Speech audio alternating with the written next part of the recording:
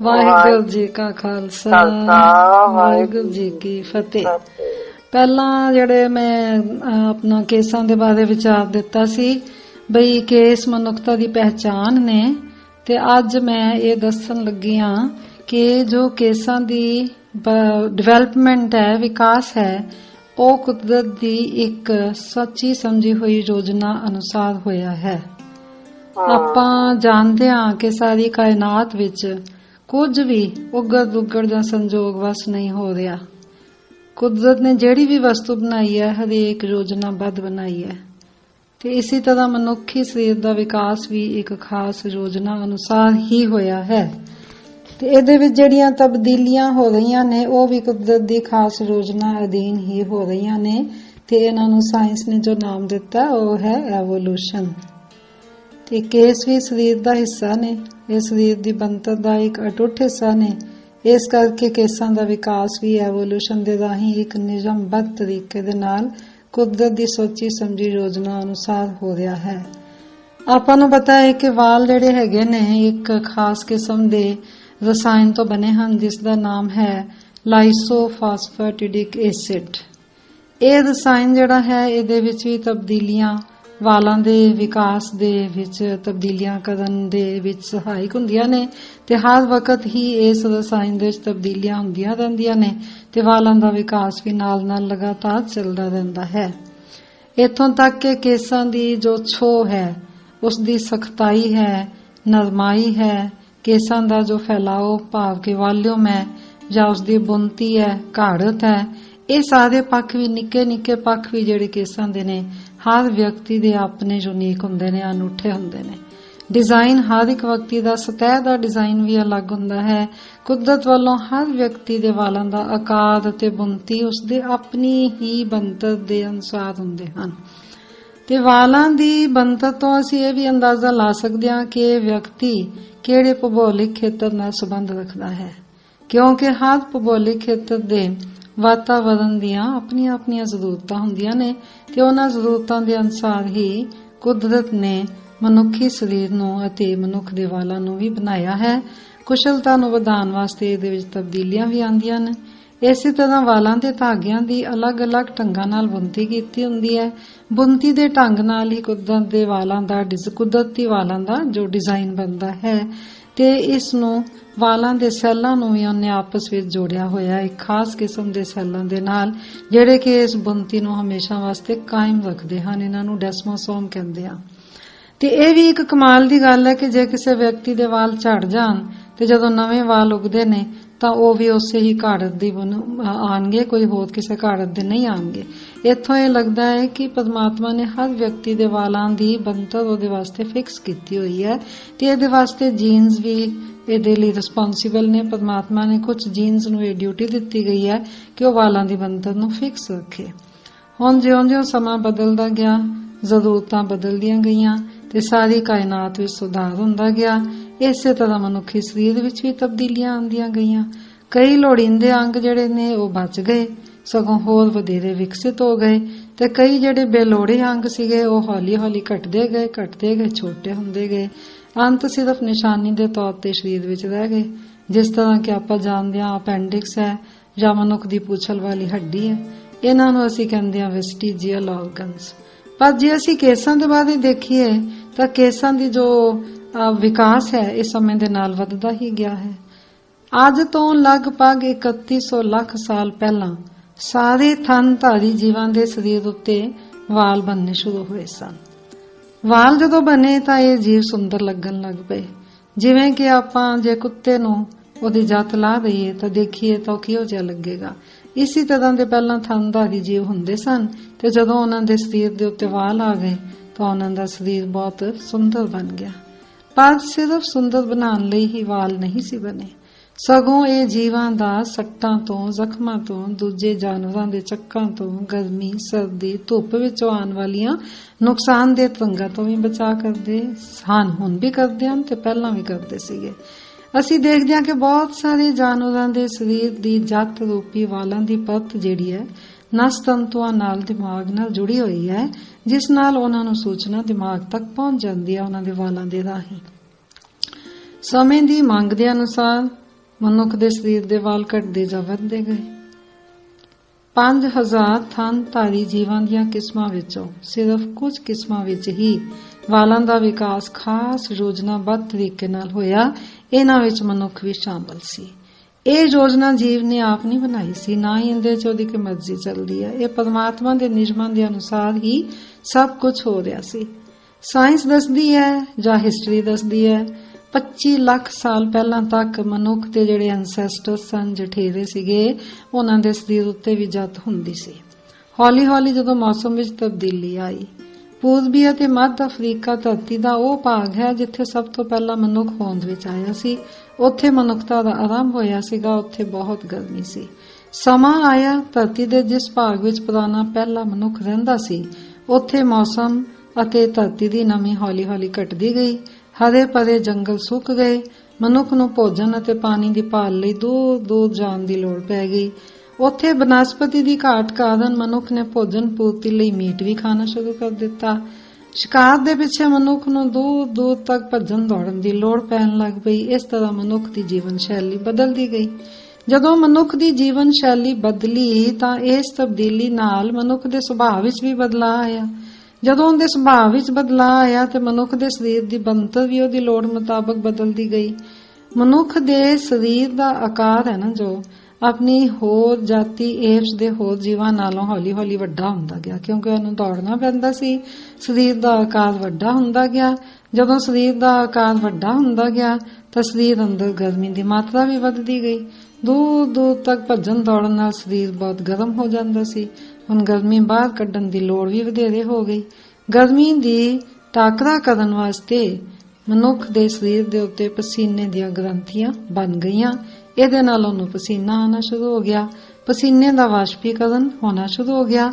ਇਹ ਵਾਸ਼ਪੀਕਰਨ ਕਿਵੇਂ ਹੋਇਆ? ਇਹ ਵਾਲਾਂ ਤੋਂ ਹੋਣ ਲੱਗ ਪਿਆ। ਆਪਾਂ ਦੇਖਦੇ ਹਾਂ ਕਿ ਵਾਲਾਂ ਦੀ ਜੜ ਦੇ ਵਿੱਚ, ਹਰ ਵਾਲ ਦੀ ਜੜ ਦੇ ਵਿੱਚ ਪਸੀਨੇ ਦੀ ਗ੍ਰੰਥੀ ਹੁੰਦੀ ਹੈ। ਉਹਦੇ ਵਿੱਚੋਂ ਪਸੀਨਾ ਨਿਕਲਦਾ ਹੈ ਤੇ ਉਹ ਕੈਪਿਲਰੀ ਐਕਸ਼ਨ ਦੇ ਨਾਲ ਵਾਲਾਂ ਦੇ ਵਿੱਚ ਆਉਂਦਾ ਹੈ।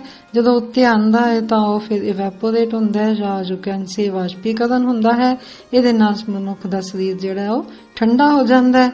ਤੇ ਵਾਸ਼ਪੀਕਰਨ ਨੂੰ ਵਧੇਰੇ ਜਦੋਂ ਕੁਸ਼ਲ ਬਣਾਉਣ ਦੀ ਲੋੜ ਹੋਈ ਤਾਂ ਸਰੀਰ ਉਤੋਂ ਥੋੜੀ ਥੋੜੀ ਜੱਤ ਘਟਦੀ ਗਈ, ਕਿਉਂਕਿ ਮੋਟੀ ਜੱਤ ਦੇ ਕਾਰਨ ਪਸੀਨੇ ਦੇ ਵਾਸ਼ਪੀਕਰਨ ਵਿੱਚ ਰੁਕਾਵਟ ਪੈਣ ਲੱਗ ਪਈ ਸੀ। ਇਸ ਲਈ ਸਰੀਰ ਦੇ ਉੱਤੋਂ ਹੌਲੀ ਹੌਲੀ ਵਾਲ ਥੋੜੇ ਥੋੜੇ ਘਟਦੇ ਗਏ, ਕੁਦਰਤੀ ਹੀ ਪਰਮਾਤਮਾ ਵੱਲੋਂ। ਤਾਂ ਪਰ ਵਾਲਾਂ ਦੀ ਜੱਤ ਸੂਰਜ ਦੀਆਂ ਨੁਕਸਾਨਦੇਹ ਕਿਰਨਾਂ ਤੋਂ ਬਚਾਅ ਲਈ ਲੋੜੀਂਦੀ ਵੀ ਹੈ। ਇਸ ਲਈ ਵਾਲਾਂ ਨੂੰ ਮੁੱਲੋਂ ਖਤਮ ਨਹੀਂ ਕੀਤਾ ਗਿਆ। ਸਰੀਰ ਦੇ ਹਰ ਭਾਗ ਦੇ ਉੱਤੇ ਥੋੜੇ ਬਹੁਤੇ ਵਾਲ ਹਨ ਜਿਹੜੇ ਕਿ ਉਸ ਨੂੰ ਨੁਕਸਾਨਦੇਹ ਤਰੰਗਾਂ ਤੋਂ ਬਚਾਉਂਦੇ ਨੇ ਤੇ ਨਾਲ ਵਾਸ਼ਪੀਕਰਨ ਵੀ ਅਸਰਦਾਰ, ਜਿੰਨੀ ਕੁ ਲੋੜ ਹੈ ਓਨੀ ਕੁ ਉਹਨਾਂ ਦੀ ਹੁੰਦੀ ਰਹਿੰਦੀ ਹੈ। ਜਿਹੜੇ ਅੰਗ ਉੱਤੇ ਜਿੰਨੇ ਵਾਲ ਲੋੜੀਂਦੇ ਸੀਗੇ ਉਹਨੇ ਰਹਿਣ ਦਿੱਤੇ, ਉੱਕਾ ਖਤਮ ਨਹੀਂ ਕੀਤੇ ਗਏ। ਤਾਂ ਇਸ ਤਰ੍ਹਾਂ ਅਸੀਂ ਦੇਖਦੇ ਹਾਂ ਕਿ ਸਿਰ ਦੇ ਵਾਲ ਜਿਹੜੇ ਨੇ ਉਹ ਹੌਲੀ ਹੌਲੀ ਵੱਡੇ ਹੁੰਦੇ ਗਏ ਤੇ ਸਰੀਰ ਦੇ ਵਾਲ ਜਿਹੜੇ ਨੇ ਹੌਲੀ ਹੌਲੀ ਘਟਦੇ ਗਏ। ਇਹ ਕੁਦਰਤ ਦੀ ਇੱਕ ਯੋਜਨਾ ਸੀ। ਇਹ ਯੋਜਨਾ ਇਸ ਤਰ੍ਹਾਂ ਸੀ ਕਿ ਜੰਗਲਾਂ ਵਿੱਚ ਲੋਕਾਂ ਨੂੰ ਘੁੰਮਦੇ ਹੋਏ ਦੂਰ ਤੱਕ ਸਿੱਧੇ ਦੇਖਣਾ ਪੈਂਦਾ ਸੀ। ਇਸ ਲਈ ਹੌਲੀ ਹੌਲੀ ਮਨੁੱਖ ਦੇ ਜਠੇਰੇ ਜਿਹੜੇ ਸੀ 4 ਪੈਰਾਂ ਦੀ ਜਗ੍ਹਾ ਉੱਤੇ 2 ਪੈਰਾਂ ਉੱਤੇ ਚੱਲਣ ਲੱਗ ਪਏ। ਉਹਨਾਂ ਦਾ ਸਿਰ ਉੱਪਰ ਵੱਲ ਨੂੰ ਹੋ ਗਿਆ। ਜਦੋਂ ਉਹਨਾਂ ਦਾ ਸਿਰ ਉੱਪਰ ਵੱਲ ਨੂੰ ਹੋਇਆ ਤਾਂ ਉਹਨਾਂ ਦੇ ਸਿਰ ਦੇ ਉੱਤੇ ਸੂਰਜ ਦੀਆਂ ਕਿਰਨਾਂ ਸਿੱਧੀਆਂ ਪੈਣ ਲੱਗ ਪਈਆਂ ਤੇ ਧੁੱਪ ਵੀ ਸਿਰ ਉੱਤੇ ਸਿੱਧੀ ਹੀ ਪੈਣ ਲੱਗ ਪਈ। ਧੁੱਪ ਵਿੱਚ ਅਲਟਰਾ ਵਾਇਲਟ ਰੇਸ ਹੁੰਦੀਆਂ ਹਨ ਜੋ ਸਿੱਧੀਆਂ ਸਿਰ ਉੱਤੇ ਪੈਂਦੀਆਂ ਸਨ ਤੇ ਇਹਦੇ ਨਾਲ ਦਿਮਾਗ ਨੂੰ ਲੂ ਲੱਗਣ ਦਾ ਖਤਰਾ ਵੀ ਵੱਧਦਾ ਗਿਆ। ਇਸ ਕਰਕੇ ਸਿਰ ਨੂੰ ਜਦੋਂ ਆਪਣਾ ਨੁਕਸਾਨ ਦੇ ਅਲਟਰਾ ਵਾਇਲਟ ਕਿਰਨਾਂ ਤੋਂ ਬਚਾਉਣ ਦੀ ਲੋੜ ਪਰਮਾਤਮਾ ਨੇ ਮਹਿਸੂਸ ਕੀਤੀ ਤਾਂ ਸਿਰ ਦੇ ਵਾਲ ਘਟਣ ਦੀ ਬਜਾਏ ਸਗੋਂ ਲੰਬੇ ਹੀ ਰਹਿਣ ਦਿੱਤੇ, ਜਦੋਂ ਕਿ ਬਾਕੀ ਦੇ ਸਾਰੇ ਸਰੀਰ ਤੋਂ ਜੱਤ ਹੌਲੀ ਹੌਲੀ ਘਟਦੀ ਗਈ।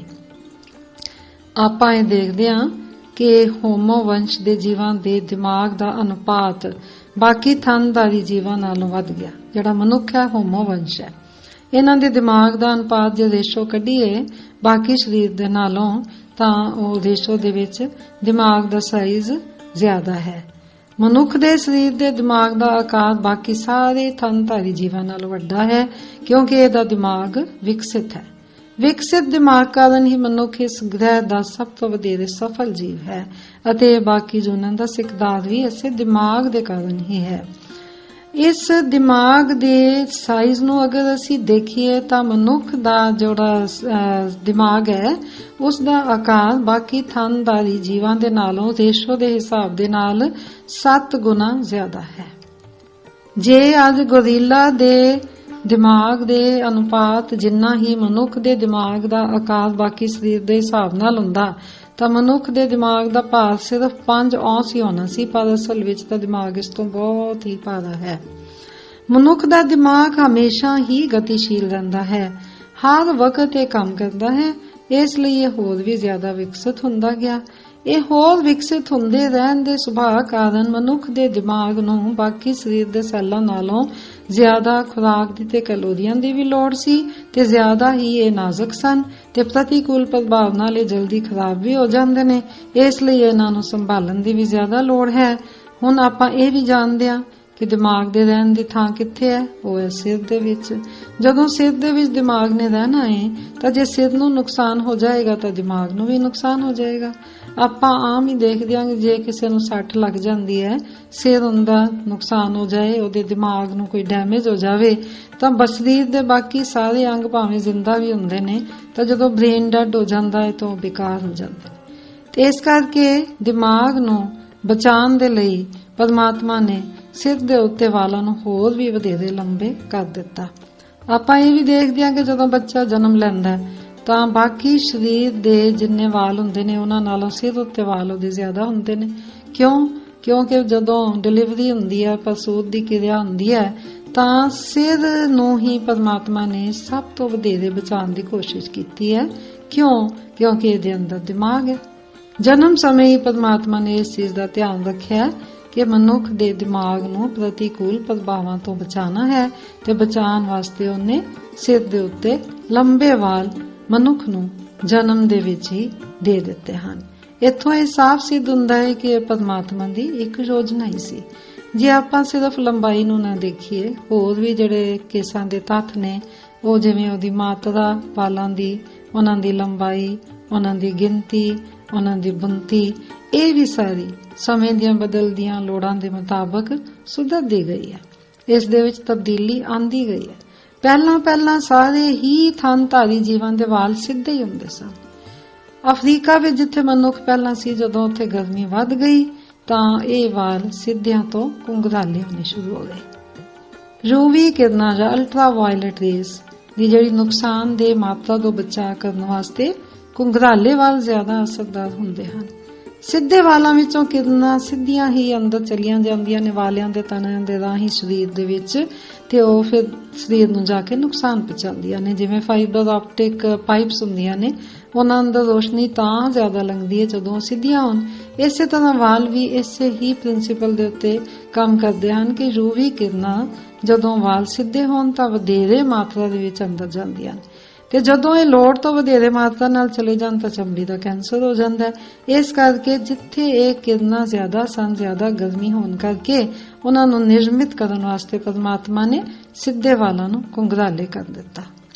ਤੇ ਚਮੜੀ ਦਾ ਵਾਲ ਵੀ ਉੱਥੇ ਤਾਂ ਹੀ ਚਮੜੀ ਦਾ ਰੰਗ ਵੀ ਤਾਂ ਹੀ ਕਾਲਾ ਹੋਣਾ ਸ਼ੁਰੂ ਹੋ ਗਿਆ ਸੀ ਤਾਂ ਕਿ ਸਰੀਰ ਦੇ ਅੰਦਰ ਅਲਟਰਾ ਵਾਇਲਟ ਰੇਜ਼ ਦੀ ਚੋਖੀ ਮਾਤਰਾ ਨਾ ਜਾਵੇ ਤੇ ਅੰਦਰ ਜਾ ਕੇ ਨੁਕਸਾਨ ਨਾ ਪਹੁੰਚਾਏ। ਤੇ ਕੇਸ ਵੀ ਚਮੜੀ ਦਾ ਹੀ ਹਿੱਸਾ ਨੇ, ਇਸ ਲਈ ਉੱਥੇ ਜਿਹੜਾ ਹੈਗਾ ਮੈਲੇਨਿਨ ਪਿਗਮੈਂਟ ਜ਼ਿਆਦਾ ਹੁੰਦਾ ਹੈ ਤੇ ਆਪਾਂ ਦੇਖਦੇ ਹਾਂ ਕਿ ਅਫਰੀਕਨਾਂ ਦੇ ਵਾਲ ਜਿਹੜੇ ਨੇ ਉਹ ਬਹੁਤ ਹੀ ਕਾਲੇ ਹੁੰਦੇ ਹਨ। ਇਹ ਪਰਮਾਤਮਾ ਦੀ ਇਹ ਵੀ ਇਹਦੇ ਵਿੱਚ ਇੱਕ ਸਾਇੰਟੀਫਿਕਲੀ ਆਫ ਕੋਰਸ ਆਪਾਂ ਇਹ ਨਹੀਂ ਕਹਿ ਸਕਦੇ ਕਿ ਉਹ ਸਾਇੰਸਦਾਨ ਹੀ ਹੈ, ਪਰ ਇਹ ਹੈ ਕਿ ਸਾਇੰਟੀਫਿਕਲੀ ਵੀ ਉਹਨਾਂ ਨੇ ਜਿਹੜੇ ਵਾਲਾਂ ਦੀ ਬਣਤਰ ਬਣਾਈ ਹੈ ਉਹ ਅੱਜ ਦੇ ਸਾਇੰਸ ਜਿਹੜੀ ਹੈ ਉਹ ਸਮਝ ਰਹੀ ਹੈ ਕਿ ਪਰਮਾਤਮਾ ਨੇ ਇੱਕ ਖਾਸ ਯੋਜਨਾ ਦੇ ਮੁਤਾਬਕ ਵਾਲਾਂ ਦੀ ਬਣਤਰ ਵੀ ਉਸੇ ਤਰ੍ਹਾਂ ਬਣਾਈ ਹੈ। ਹੌਲੀ ਹੌਲੀ ਪਹਿਲਾਂ ਤਾਂ ਮਨੁੱਖ ਰਹਿੰਦਾ ਸੀ ਨਾ ਭੂ-ਮੱਧ ਰੇਖਾ ਉੱਤੇ ਰਹਿਣ ਵਾਲੇ ਜ਼ਿਆਦਾ ਹੁੰਦੇ ਸੀਗੇ। ਹੌਲੀ ਹੌਲੀ ਮਨੁੱਖ ਭੂ-ਮੱਧ ਰੇਖਾ ਤੋਂ ਦੂਰ ਜਾਣਾ ਸ਼ੁਰੂ ਹੋ ਗਿਆ ਉੱਥੇ, ਕਿਉਂਕਿ ਗਰਮੀ ਵੱਧਦੀ ਗਈ ਤੇ ਉਹ ਉੱਤਰ ਵੱਲ ਨੂੰ ਜਾਣ ਲੱਗ ਪਏ। ਉੱਥੇ ਗਰਮੀ ਘੱਟ ਹੁੰਦੀ ਸੀ। ਫਿਰ ਦੁਬਾਰਾ ਤੋਂ ਹੀ ਇਹਨਾਂ ਲੋਕਾਂ ਦੇ ਜਿਹੜੇ ਪਹਿਲਾਂ ਸਿੱਧੇ ਸੀ ਘੁੰਗਰਾਲੇ ਹੋਏ ਸਨ ਵਾਲ, ਜਦੋਂ ਉੱਤਰ ਵੱਲ ਚਲੇ ਗਏ ਤਾਂ ਇਹ ਫਿਰ ਸਿੱਧੇ ਹੋਣੇ ਸ਼ੁਰੂ ਹੋ ਗਏ। ਕਿਉਂ ਸ਼ੁਰੂ ਹੋਣੇ ਹੋ ਗਏ ਕਿ ਉੱਥੇ ਯੂਵੀ ਕਿਰਨਾਂ ਘੱਟ ਹੁੰਦੀਆਂ ਸਨ ਤੇ ਸਰੀਰ ਨੂੰ ਪੂਰੀਆਂ ਨਹੀਂ ਸੀ ਪੈਂਦੀਆਂ ਤੇ ਸਰੀਰ ਦੀ ਜ਼ਰੂਰਤ ਪੂਰੀ ਕਰਨ ਵਾਸਤੇ ਫਿਰ ਵਾਲ ਦੁਬਾਰਾ ਸਿੱਧੇ ਹੋਣੇ ਸ਼ੁਰੂ ਹੋ ਗਏ। ਇਹ ਕਿਰਨਾਂ ਜਿਹੜੀਆਂ ਨੇ ਸਰੀਰ ਦੇ ਵਿੱਚ ਵਿਟਾਮਿਨ ਡੀ ਬਣਾਉਂਦੀਆਂ ਨੇ, ਤੇ ਵਿਟਾਮਿਨ ਡੀ ਜੇ ਸਰੀਰ 'ਚ ਨਾ ਹੋਵੇ ਤੇ ਸਾਨੂੰ ਪਤਾ ਹੀ ਹੈ ਕਿ ਕੀ ਨੁਕਸਾਨ ਹੁੰਦੇ ਨੇ। ਇਸ ਕਰਕੇ ਵਾਲ ਸਿੱਧੇ ਹੋਣੇ ਸ਼ੁਰੂ ਹੋ ਗਏ, ਜਿਸ ਵੇਲੇ ਮਨੁੱਖ ਜਿਹੜਾ ਨਾ ਉਹ ਉੱਤਰ ਵਾਲੀ ਦਿਸ਼ਾ ਦੇ ਵਿੱਚ ਚਲਾ ਗਿਆ। ਹੁਣ ਪਹਿਲਾਂ ਉਹਦਾ ਰੰਗ ਕਾਲਾ ਹੁੰਦਾ ਸੀ, ਉੱਤਰ ਵਾਲੀ ਦਿਸ਼ਾ ਵਿੱਚ ਜਾ ਕੇ ਹਲਕਾ ਹੋ ਗਿਆ। ਕਿਉਂ? ਕਿਉਂਕਿ ਉਹਨਾਂ ਨੂੰ ਅਲਟਰਾਵਾਇਲਟ ਰੇਜ਼ ਅੰਦਰ ਜਾਣ ਵਾਸਤੇ ਕਾਲਾ ਰੰਗ ਜਿਹੜਾ ਉਹਦੇ 'ਚ ਇੰਟਰਫੇਅਰ ਕਰਦਾ ਸੀਗਾ। ਤੇ ਇਸੇ ਤਰ੍ਹਾਂ ਵਾਲਾਂ ਦਾ ਫੈਲਾਅ ਜਿਹੜਾ ਹੈ, ਜਿਸ ਤਰ੍ਹਾਂ ਉਹ ਵੀ ਵੱਖ-ਵੱਖ ਸਥਾਵਾਂ ਉੱਤੇ ਰਹਿਣ ਵਾਲੇ ਲੋਕਾਂ ਵਿੱਚ ਵੱਖ-ਵੱਖ ਹੈ। ਇਹ ਵੀ ਕੁਦਰਤ ਦਾ ਇੱਕ ਮਿਰੇਕਲ ਹੀ ਹੈ। ਜਿਵੇਂ ਮੌਸਮ ਦੇ ਪ੍ਰਤੀਕੂਲ ਪ੍ਰਭਾਵਾਂ ਤੋਂ ਬਚਾਉਣ ਵਾਸਤੇ ਵਾਲਾਂ ਦੇ ਵਿੱਚ ਅਫਰੀਕਨਾਂ ਦੇ ਵਾਲ ਨੇ, ਜਿਵੇਂ ਉਹ ਕੁੰਗਰਾਲੇ ਹੁੰਦੇ ਨੇ, ਪਰ ਉਹਨਾਂ ਦਾ ਫੈਲਾਅ ਵਿਰਲਾ ਹੁੰਦਾ ਹੈ। ਉਹਨਾਂ ਦੀ ਡੈਂਸਿਟੀ ਵੀ ਘੱਟ ਹੁੰਦੀ ਹੈ। ਉਹ ਲਚਕੀਲੇ ਕੁੰਡਲੀਆਂ ਵਾਲੇ ਸਪੰਜ ਵਾਂਗੂ ਹੁੰਦੇ ਨੇ। ਇਸ ਬਣਤਰ ਦੀ ਬਦੌਲਤ ਕਾਰਨ ਵਾਲਾਂ ਵਿੱਚੋਂ ਠੰਡੀ ਹਵਾ ਦਾ ਪ੍ਰਸਾਰ ਆਰਾਮ ਨਾਲ ਹੋ ਜਾਂਦਾ ਹੈ। ਜਦੋਂ ਨਮੀ ਵੱਧ ਜਾਂਦੀ ਹੈ ਤਾਂ ਸਰੀਰ ਦੀ ਗਰਮੀ ਦਾ ਸੰਤੁਲਨ ਬਣਨ ਦੇ ਵਿੱਚ ਮਦਦ ਮਿਲਦੀ ਹੈ। ਜੇ ਇਹ ਵਾਲ ਪਸੀਨੇ ਜਾਂ ਨਮੀ ਨਾਲ ਗਿੱਲੇ ਹੋ ਜਾਣ ਤਾਂ ਗਰਦਨ ਅਤੇ ਖੋਪੜੀ ਉੱਤੇ ਚਿਪਕਦੇ ਨਹੀਂ। ਇਹਨਾਂ ਦੀ ਫੁਲਾਵਟ ਵੀ ਕਾਇਮ ਹੀ ਰਹਿੰਦੀ ਹੈ। ਨਾ ਹੀ ਇਹ ਸਿੱਧੇ ਵਾਲਾਂ ਵਾਂਗੂ ਗਰਦਨ ਅਤੇ ਕੰਨਾਂ ਉੱਤੇ ਗਿਰਦੇ ਨੇ। ਇਹਨਾਂ ਦੀ ਮਤਲਬ ਇੱਕ ਖਾਸ ਬਣਤਰ ਹੈ ਜਿਹੜੇ ਅਫਰੀਕਾ ਦੇ ਲੋਕ ਨੇ ਉਹਨਾਂ ਦੇ ਵਾਲਾਂ ਦੀਆਂ ਇਹ ਸਾਰੀਆਂ ਤਬਦੀਲੀਆਂ ਨੇ ਇਹ ਉਦੇਸ਼ਹੀਨ ਨਹੀਂ ਹਨ, ਨਾ ਹੀ ਇਹ ਸੰਜੋਗਵਸ ਹਨ। ਐਵੇਂ ਨਹੀਂ ਹੋ ਗਈਆਂ। ਇਹ ਤਬਦੀਲੀਆਂ ਸਿਰਫ ਸੁੰਦਰਤਾ ਦੀ ਨਿਸ਼ਾਨੀ ਵੀ ਨਹੀਂ ਹਨ। ਇਹਨਾਂ ਸਾਰੀਆਂ ਤਬਦੀਲੀਆਂ ਦਾ ਕੋਈ ਖਾਸ ਮੰਤਵ ਹੈ। ਤਾਂ ਉੱਤਰ ਦਿਸ਼ਾ ਵਿੱਚ ਜਿਹੜੇ ਲੋਕ ਰਹਿੰਦੇ ਨੇ, ਅੱਜ ਤੋਂ ਲਗਭਗ 50,000 ਸਾਲ ਪਹਿਲਾਂ ਉੱਤਰ ਵੱਲ ਚਲਾ ਗਿਆ ਸੀ, ਅਫਰੀਕਾ ਤੋਂ ਬਾਹਰ ਗਿਆ ਸੀਗਾ। ਤੇ ਕੁਝ ਟੋਲੇ ਜਦੋਂ ਉੱਤਰ ਵੱਲ ਗਏ, ਬਹੁਤ ਉੱਤੇ ਚਲੇ ਗਏ, ਉੱਥੇ UV ਕਿਰਨਾਂ ਬਹੁਤ ਘੱਟ ਹੋ ਗਈਆਂ। ਇਹਦੇ ਨਾਲ ਕੀ ਹੋਇਆ ਕਿ ਉਹਨਾਂ ਦੇ ਵਾਲਾਂ ਵਿੱਚ ਹਾਲੇ ਤਬਦੀਲੀਆਂ ਪੂਰੀ ਤਰ੍ਹਾਂ ਆਈਆਂ ਨਹੀਂ ਸਨ। ਤਾਂ ਉਹਦਾ ਕੀ ਅਸਰ ਹੋਇਆ ਸੀਗਾ? ਉਹਦਾ ਅਸਰ ਇਹ ਹੋ ਗਿਆ ਕਿ ਜਿਹੜੇ ਲੋਕ ਸ਼ੁਰੂ ਵਿੱਚ ਗਏ, ਉਹਨਾਂ ਵਿਅਕਤੀਆਂ ਦੀਆਂ ਹੱਡੀਆਂ ਬੜੀਆਂ ਹੀ ਕਮਜ਼ੋਰ, ਟੇਢੀਆਂ ਮੇਢੀਆਂ ਬਣ ਗਈਆਂ। ਇਹ ਔਰਤਾਂ ਦੇ ਵਿੱਚ ਬਹੁਤ ਇਹਦਾ ਨੁਕਸਾਨ ਹੋਇਆ, ਕਿਉਂਕਿ ਪ੍ਰਸੂਤ ਦੇ ਦੌਰਾਨ ਬੜੀਆਂ ਸਮੱਸਿਆਵਾਂ ਆਈਆਂ। ਕਈ ਲੇਡੀਜ਼ ਦੀ ਡਿਊਰਿੰਗ ਡਿਲੀਵਰੀ ਡੈਥ ਵੀ ਹੋ ਗਈ। ਹੌਲੀ ਕੁਝ ਲੋਕ ਤਾਂ ਵਾਪਸ ਆ ਗਏ ਤੇ ਕੁਝ ਉੱਥੇ ਰਹਿ ਗਏ। ਜਿਹੜੇ ਉੱਥੇ ਰਹਿ ਗਏ ਉਹਨਾਂ ਦੇ ਸਰੀਰ ਦੇ ਵਿੱਚ ਹੌਲੀ ਤਬਦੀਲੀਆਂ ਹੋਣੀਆਂ ਸ਼ੁਰੂ ਹੋ ਗਈਆਂ ਤੇ ਉਹਨਾਂ ਦੇ ਵਾਲ ਸਿੱਧੇ ਹੋਣੇ ਸ਼ੁਰੂ ਹੋ ਗਏ। ਫਿਰ ਉਹਨਾਂ ਦੀਆਂ ਹੱਡੀਆਂ ਜਿਹੜੀਆਂ ਸੀਗੀਆਂ ਉਹ ਵੀ ਤਾਕਤਵਰ ਹੋ ਗਈਆਂ ਤੇ ਉਹਨਾਂ ਦਾ ਸਰੀਰ ਜਿਹੜਾ ਸੀਗਾ ਉਹ ਵੀ ਸਟਰੋਂਗ ਹੋ ਗਿਆ। ਇਹਦਾ ਕਾਰਨ ਇਹ ਸੀਗਾ ਕਿ ਸਿੱਧੇ ਵਾਲ ਜਿਹੜੇ ਨੇ ਸੂਰਜੀ ਸ਼ਕਤੀ ਨੂੰ ਵਧੇਰੇ ਕੁਸ਼ਲਤਾ ਨਾਲ ਆਪਣੇ ਵਿੱਚ ਸਮਾ ਲੈਂਦੇ ਹਨ। ਤੇ ਵਾਲ ਸੂਰਜੀ ਸ਼ਕਤੀ ਨੂੰ ਵਰਤਣ ਲਈ ਬਹੁਤ ਅਹਿਮ ਨੇ। ਡਾਕਟਰ ਚੰਦਰ ਸਿੰਘ ਨੇ ਆਪਣੀ ਕਿਤਾਬ ਲਿਖੀ ਹੈ ਦਾ ਹਿਊਮਨ ਹੇਅਰ। ਉਹਦੇ ਵਿੱਚ ਉਹਨਾਂ ਨੇ ਇਹ ਲਿਖਿਆ ਹੈ ਕਿ ਵਾਲ ਸੂਰਜੀ ਕਿਰਨਾਂ ਦੀ ਸ਼ਕਤੀ ਨੂੰ ਆਪਣੇ ਵਿੱਚ ਸਮਾ ਲੈਂਦੇ ਨੇ। ਇਹ ਕਿਰਨਾਂ ਵਾਲਾਂ ਵਿੱਚ ਰਸਾਇਣਕ ਤਬਦੀਲੀਆਂ ਵੀ ਲਿਆਉਂਦੇ ਨੇ ਜੋ ਵਿਟਾਮਿਨ ਡੀ ਬਣਨ ਵਿੱਚ ਮਦਦਗਾਰ ਹੁੰਦੀਆਂ ਨੇ। ਤੇ ਹਰ ਜਾਨਵਰ ਦੀ ਜ਼ਿੰਦਗੀ ਲਈ ਚਮੜੀ ਦੀਆਂ ਪੇਪੜੀਆਂ ਅਤੇ ਵਾਲ ਬਹੁਤ ਜ਼ਰੂਰੀ ਹਨ ਤੇ ਮਨੁੱਖ ਲਈ ਵੀ ਵਾਲ ਬਹੁਤ ਅਹਿਮ ਹਨ। ਇਸੇ ਤਰ੍ਹਾਂ ਆਪਾਂ ਦੇਖਦੇ ਸਿਰਫ ਸਿਰ ਦੇ ਵਾਲ ਨਹੀਂ, ਚਿਹਰੇ ਦੇ ਵਾਲਾਂ ਦੀ ਜਿਹੜੀ ਹੈਗੀ ਹੈ ਯੋਜਨਾ, ਉਹ ਵੀ ਕੁਦਰਤ ਵੱਲੋਂ ਖਾਸ ਇੱਕ ਸੋਚੀ ਸਮਝੀ ਯੋਜਨਾ ਅਧੀਨ ਹੋਈ ਹੈ। ਠੰਡੇ ਮੁਲਕਾਂ ਵਿੱਚ ਆਪਾਂ ਪੜ੍ਹ ਹੀ ਚੁੱਕੇ ਹਾਂ ਕਿ ਸਿੱਧੇ ਹੋ ਗਏ ਤੇ ਕੁੰਗਰਾਲੇ ਹੋ ਗਏ। ਤੇ ਜਿਹੜੇ ਪੂਰਬੀ ਏਸ਼ੀਆ ਦੀਆਂ ਪੀੜ੍ਹੀਆਂ ਵਿੱਚ ਵੀ ਜਿਹੜੇ ਸੀਗੇ ਕੁੰਗਰਾਲੇ ਵਾਲ ਹੌਲੀ ਸਿੱਧੇ ਹੋਣੇ ਸ਼ੁਰੂ ਹੋ ਗਏ, ਕਿਉਂਕਿ ਉੱਥੇ ਠੰਡ ਵੱਧਦੀ ਗਈ। ਤੇ ਸਿਰ ਦੀ ਜਿਹੜੀ ਹੈਗੀ ਹੈ ਦਿਮਾਗ ਦੀ ਤਾਂ ਪ੍ਰੋਟੈਕਸ਼ਨ ਬਹੁਤ ਜ਼ਰੂਰੀ ਹੈ ਹੀ ਸੀਗੀ, ਪਰ ਜਿਹੜੀ ਚਿਹਰੇ ਦੇ ਉੱਤੇ ਵਾਲ ਹੈਗੇ ਨੇ ਨਾ, ਉਹ ਮਨੁੱਖ ਨੂੰ ਮਰਦਾਨਗੀ ਬਖਸ਼ਦੇ ਨੇ। ਚਿਹਰੇ ਦੇ ਵਾਲ ਐਂਡਰੋਜਨਸ ਦੇ ਇਫੈਕਟ ਨਾਲ ਹੁੰਦੇ ਹਨ। ਦਾੜੀ ਦੇ ਵਾਲ, ਮੁੱਛਾਂ ਦੇ ਵਾਲ, ਇਹ ਐਂਡਰੋਜਨਸ ਦਾ ਇਫੈਕਟ ਹਨ। ਆਦਮੀਆਂ ਦੇ ਵਿੱਚ, ਮੇਲਸ ਦੇ ਵਿੱਚ ਐਂਡਰੋਜਨ ਜ਼ਿਆਦਾ ਹੁੰਦੇ ਨੇ ਤੇ ਇਹਦੇ ਨਾਲ ਉਹਨਾਂ ਦੀ ਵਿਰਿਲਿਟੀ ਵੱਧਦੀ ਹੈ। ਆਪਾਂ ਇਹ ਦੇਖਦੇ ਹਾਂ ਜਾਨਵਰਾਂ ਦੇ ਵਿੱਚ ਵੀ, ਜਿਨ੍ਹਾਂ ਦੇ ਵਿੱਚ ਜੋ ਆਪਣਾ ਸੈਕਸ ਦੀ ਅਟਰੈਕਸ਼ਨ ਹੈ ਉਹ ਇੱਕ ਨੈਚੁਰਲ ਤਰੀਕੇ ਦੇ ਨਾਲ ਹੀ ਹੈ। ਉਹਦੇ ਵਿੱਚ ਵੀ ਜੇ ਆਪਾਂ ਸ਼ੇਰਾਂ ਵਿੱਚ ਵੀ ਦੇਖੀਏ ਫॉर ਐਗਜ਼ਾਮਪਲ, ਤਾਂ ਸ਼ੇਰਨੀ ਜਿਹੜੀ ਉਹ ਵਧੇਰੇ ਵਾਲਾਂ ਵਾਲੇ ਸ਼ੇਰ ਵੱਲ ਜਲਦੀ ਅਟਰੈਕਟ ਹੁੰਦੀ ਹੈ, ਬਿਕੋਜ਼ ਉਹਨੂੰ ਵੀ ਪਤਾ ਹੈ ਕਿ ਜੋ ਵਾਲਾਂ ਵਾਲਾ ਸ਼ੇਰ ਹੈ ਨਾ ਉਹ ਜ਼ਿਆਦਾ ਵਿਰਾਈਲ ਹੁੰਦਾ ਹੈ। ਇਸੇ ਤਰ੍ਹਾਂ ਫਿਰ ਜਿਹੜੇ ਮਨੁੱਖ ਦੇ ਵਿੱਚ ਵੀ ਇਹੀ ਚੀਜ਼ ਹੈ ਕਿ ਜਿਉਂ-ਜਿਉਂ ਵਾਲ ਆਪਣਾ ਕਟਾਣੇ ਸ਼ੁਰੂ ਕਰ ਦਿੱਤੇ ਨੇ ਲੋਕਾਂ ਨੇ, ਤਾਂ ਉਹਨਾਂ ਦੀ ਵਿਜ਼ਿਲਿਟੀ ਵੀ ਘਟਦੀ ਗਈ ਹੈ। ਤੇ ਅੱਜ ਅਸੀਂ ਇਹ ਦੇਖ ਰਹੇ ਹਾਂ ਕਿ ਮੇਲ ਇਨਫਰਟੀਲਿਟੀ ਜਿਹੜੀ ਹੈ ਨਾ ਹੌਲੀ ਬਹੁਤ ਜ਼ਿਆਦਾ ਵੱਧ ਰਹੀ ਹੈ। ਵਾਲਾਂ ਵਿੱਚ ਇਹ ਤਬਦੀਲੀਆਂ ਲਿਆਉਣ ਵਾਸਤੇ ਆਪਾਂ ਪਹਿਲਾਂ ਵੀ ਪੜ੍ਹ ਚੁੱਕੇ ਹਾਂ, ਦੱਸ ਚੁੱਕੇ ਹਾਂ ਕਿ ਜੀਨਸ ਵਿੱਚ ਤਬਦੀਲੀਆਂ ਹੋਈਆਂ ਨੇ। ਤੇ ਇਹ ਸਾਇੰਸ ਨੇ ਪਿਛਲੇ 65,000 ਸਾਲਾਂ ਦੌਰਾਨ ਹੀ ਦੇਖਿਆ ਹੈ। ਉਸ ਤੋਂ ਪਹਿਲਾਂ ਮਨੁੱਖ ਦੀ ਸ਼ਾਇਦ ਉਹ ਜਿਹੀ ਵਿਕਸਿਤ ਦਿਮਾਗ ਦੇ ਜਿਹੜੀ ਡਿਵੈਲਪਮੈਂਟ ਹੈ ਉਸ ਤੋਂ ਬਾਅਦ ਹੀ ਹੋਈ ਜ਼ਿਆਦਾ, ਤੇ ਉਹ ਤੋਂ ਮਨੁੱਖ ਜਿਹੜਾ ਅਫਰੀਕਾ ਤੋਂ ਬਾਹਰ ਨਿਕਲਿਆ ਵੀ ਉਦੋਂ ਹੀ ਸੀਗਾ। ਇਹ ਵੀ ਇੱਕ ਕੋਈ ਇਨਸੀਡੈਂਸ ਨਹੀਂ ਹੈ ਕਿ 65,000 ਸਾਲ ਪਹਿਲਾਂ ਵਾਲਾਂ ਦੀ ਬਣਤਰ ਇੰਪਰੂਵ ਹੋਈ ਤੇ 65,000 ਸਾਲ ਪਹਿਲਾਂ ਹੀ ਮਨੁੱਖ ਜਿਹੜਾ ਅਫਰੀਕਾ ਤੋਂ ਬਾਹਰ ਆਇਆ ਸੀਗਾ।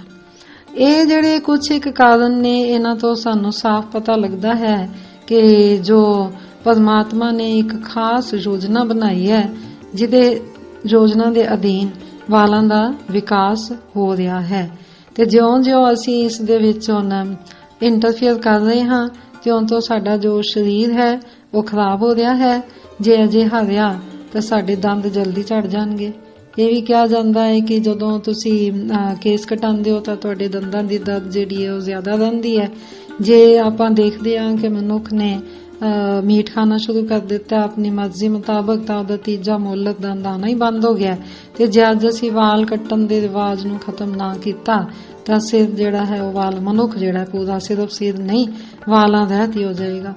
ਮਨੁੱਖ ਅੱਜ ਤੋਂ ਭਵਿੱਖ ਦੇ ਵਿੱਚ ਜੇ ਇਹ ਕੰਮ ਜਾਰੀ ਰਿਹਾ ਤਾਂ ਕੀ ਹੋਏਗਾ ਕਿ ਉਹ ਸਿਰ ਤੋਂ ਗੰਜਾ ਹੋਏਗਾ, ਖੋਦਾ ਹੋਏਗਾ, ਉਹਦੇ ਜਬਾੜੇ ਵੀ ਛੋਟੇ ਛੋਟੇ ਹੋ ਜਾਣਗੇ, ਨੱਕ ਵੱਡਾ ਵੱਡਾ ਨਜ਼ਰ ਆਏਗਾ, ਲੱਤਾਂ ਪਤਲੀਆਂ ਪਤਲੀਆਂ ਮੁੜੀਆਂ ਹੋਈਆਂ ਸੋਟੀਆਂ ਵਰਗੀਆਂ ਹੋ ਜਾਣਗੀਆਂ, ਤੇ ਮਨੁੱਖ ਬੜਾ ਹੀ ਭੱਦਾ ਲੱਗਣ ਲੱਗ ਜਾਵੇਗਾ।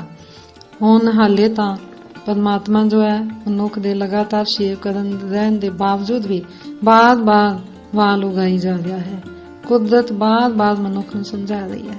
ਇਸ ਦਾ ਸਾਫ਼ ਮਤਲਬ ਹੈ ਕਿ ਕੁਦਰਤ ਦੇ ਬਣਾਏ ਕਾਨੂੰਨ ਅਤੇ ਯੋਜਨਾ ਦਾ ਇੱਕ ਆਵਸ਼ਕ ਹਿੱਸਾ ਕੇਸ ਵੀ ਹਨ। ਤਾਂ ਇਸ ਤਰੀਕੇ ਦੇ ਨਾਲ ਆਪਾਂ ਨੂੰ ਇਸ ਕੁਦਰਤ ਦੀ ਯੋਜਨਾ ਦੇ ਵਿੱਚ ਇੰਟਰਫੀਅਰ ਨਹੀਂ ਕਰਨਾ ਚਾਹੀਦਾ। ਜਨਮ ਤੋਂ ਲੈ ਕੇ ਮੌਤ ਤੱਕ ਵਾਲ ਬੜੀ ਵਾਰੀ ਬਣਦੇ ਹਨ ਤੇ ਬੜੀ ਵਾਰੀ ਝੜਦੇ ਹਨ। ਹਰ 6 ਮਹੀਨੇ ਬਾਅਦ ਇੱਕ ਵਾਲ ਜਿਹੜਾ ਝੜ ਜਾਂਦਾ ਹੈ, ਉਹਦੀ ਜਗ੍ਹਾ ਤੇ ਨਵਾਂ ਵਾਲ ਆ ਜਾਂਦਾ ਹੈ। ਕੁਦਰਤ ਇਸ ਦੇ ਵਿੱਚ ਲਗਾਤਾਰ ਲੱਗੀ ਹੋਈ ਹੈ ਕਿ ਸਿਰ ਦੇ ਵਾਲ ਜਿਹੜੇ ਨੇ ਉਹ ਬਣਾਈ ਜਾਵੇ ਤਾਂ ਕਿ ਮਨੁੱਖ ਨੂੰ ਇੱਥੇ ਦੁਨੀਆ ਦੇ ਵਿੱਚ ਕਾਇਨਾਤ ਦਾ ਸਿਕਦਾਰ ਬਣਨ ਦੇ ਵਿੱਚ ਇਹਦੀ ਹੈਲਪ ਕਰ ਸਕੇ। ਕੁਦਰਤ ਇਸ ਪ੍ਰਤੀ ਬਹੁਤ ਸੁਚੇਤ ਹੈ, ਕਿਸੇ ਹੋਰ ਅੰਗ ਪ੍ਰਤੀ ਇੰਨੀ ਸੁਚੇਤ ਨਹੀਂ ਹੈ।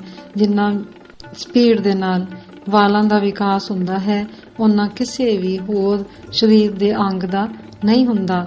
ਇਸ ਦਾ ਸਾਰੇ ਸਮੁੱਚੇ ਸਰੀਰ ਅਤੇ ਮਾਨਸਿਕ ਸਿਹਤ ਉੱਤੇ ਪ੍ਰਭਾਵ ਪੈਂਦਾ ਹੈ। ਜੇ ਅਸੀਂ ਲਗਾਤਾਰ ਛੇੜਖਾਨੀ ਕਰੀ ਜਾਵਾਂਗੇ ਤਾਂ ਇਹਦਾ ਸਾਡੇ ਉੱਤੇ ਬਹੁਤ ਮਾੜਾ ਅਸਰ ਹੋਏਗਾ। ਲੋੜ ਹੈ ਕਿ ਇਸ ਨੂੰ ਆਪਾਂ ਥੋੜਾ ਰੁਕਾਵਟ ਪਾਈਏ ਕਿ ਇਹ ਸਮਾਜ ਨੂੰ ਮਨੁੱਖਤਾ ਨੂੰ ਇਸ ਦੇ ਬਾਰੇ ਸੁਚੇਤ ਕਰੀਏ ਤਾਂ ਕਿ ਉਹ ਇਸ ਰੁਝਾਨ ਨੂੰ ਖਤਮ ਕਰੇ।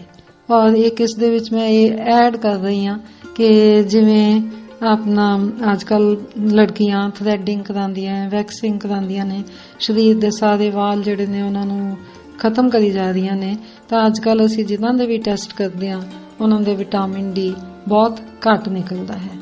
ਭਾਵੇਂ ਕਿ ਇਸ ਚੀਜ਼ ਦਾ ਅਹਿਸਾਸ ਮਨੁੱਖਤਾ ਨੂੰ ਹਾਲੇ ਨਹੀਂ ਹੋਇਆ, ਪਰ ਫਿਊਚਰ ਦੇ ਵਿੱਚ ਮੈਨੂੰ ਪੂਰਾ ਭਰੋਸਾ ਹੈ ਕਿ ਮਨੁੱਖਤਾ ਨੂੰ ਸਮਝ ਲੱਗ ਜਾਏਗੀ ਕਿ ਇਹ ਜੋ ਵੈਕਸਿੰਗ, ਥ੍ਰੈਡਿੰਗ ਜਾਂ ਅਸੀਂ ਆਈਬ੍ਰੋਜ਼ ਬਣਾਉਂਦੇ ਹਾਂ, ਸਿਰ ਦੇ ਵਾਲ ਕੱਟਦੇ ਹਾਂ, ਸ਼ੇਵ ਕਰਦੇ ਹਾਂ, ਆਪਣੇ ਆਪ ਨੂੰ ਬਿਲਕੁਲ ਪ੍ਰਤੀਕੂਲ ਪ੍ਰਭਾਵ ਨੂੰ ਐਕਸਪੋਜ਼ ਕਰ ਦਿੰਦੇ ਹਾਂ, ਇਹਦੇ ਨਾਲ ਜਿਹੜਾ ਵਿਟਾਮਿਨ ਡੀ ਨਹੀਂ ਬਣ ਰਿਹਾ ਪ੍ਰੋਪਰ, ਤੇ ਸਾਡੇ ਸਰੀਰ ਦੀ ਜਿਹੜੀ ਸਮੁੱਚੀ ਸਿਹਤ ਹੈ ਉਹ ਖਰਾਬ ਹੋ ਰਹੀ ਹੈ। ਬਿਮਾਰੀਆਂ ਵੀ ਬਹੁਤ ਵੱਧ ਰਹੀਆਂ ਨੇ ਤੇ ਸਾਨੂੰ ਪਰਮਾਤਮਾ ਦੇ ਯੋਜਨਾਬੱਧ ਵਿਕਾਸ ਦੇ ਵਿੱਚ ਵਿਘਨ ਨਹੀਂ ਪਾਉਣਾ ਚਾਹੀਦਾ। ਮੈਂ ਇੰਨੇ ਕੁ ਵਿਚਾਰ ਰੱਖ ਕੇ ਆਪਣੇ ਵਿਚਾਰਾਂ ਨੂੰ ਸੰਪੂਰਨ ਕਰਦੀ ਹਾਂ। ਵਾਹਿਗੁਰੂ ਜੀ ਕਾ ਖਾਲਸਾ, ਵਾਹਿਗੁਰੂ ਜੀ ਕੀ ਫਤਿਹ।